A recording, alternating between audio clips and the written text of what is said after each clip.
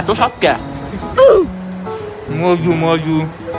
এ ভাবু, তুই আমারে বার্গার খাওয়াচ্ছিস, এ তো আমি জীবনেও বিশ্বাস করতে পারতিস না। তুই বিল দিবি? কি হয়েছে? আমি আর আসলাম তোর ভরসায়, তুই কই আমার বিল দিতে হবে মানে? এ মাবু, আমার কাছে একটা টাকাও নাই, তাহলে এখন কিরম বাড়ি যাবানে এত বান্ধে থেকে দিবে না। ইনস্ট্যান্ট একটা বুদ্ধি মাথায় আনিস তো, তাতে বাড়ি যেতে পারি আপাতত।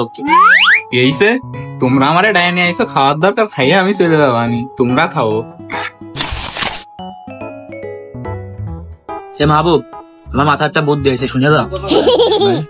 এখন বুঝছিস, তুই বাইরে যাবে, বাইরে যে একটা পাথর আনবি, বুঝছিস?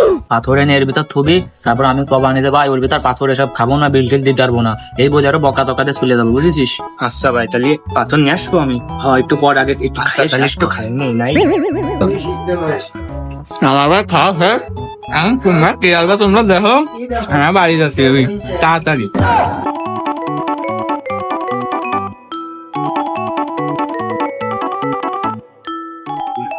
খাওয়া তো শেষ, এবার তুই যে পাথরটা নিয়ে আয়, আমি দোকানদারের সামলাচ্ছি, বুঝেছিস? ঠিক আছে ভাই। ভাই, আপনি কি বার্গার দিয়েছেন? বার্গার পাথর কিসে? কি বলেন ভাই, আমাদের এই জায়গা তো পরিষ্কার পরিচ্ছন্নতা খুব ভালো, চলেন দেখান তো।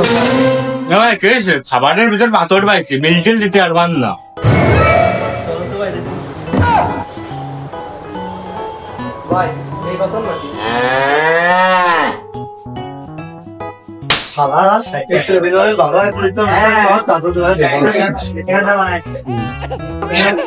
তোর জন্য তোর বুদ্ধিতে এই অর্ডার এসছে আমার। তোমারও দোষ আছে, তোমার কাছে টাকা নাই, টাকা থেকে আমি কি জানি না আমার টেবিল পরিষ্কার করা লাগবে, তাহলে তো বাড়ির কাম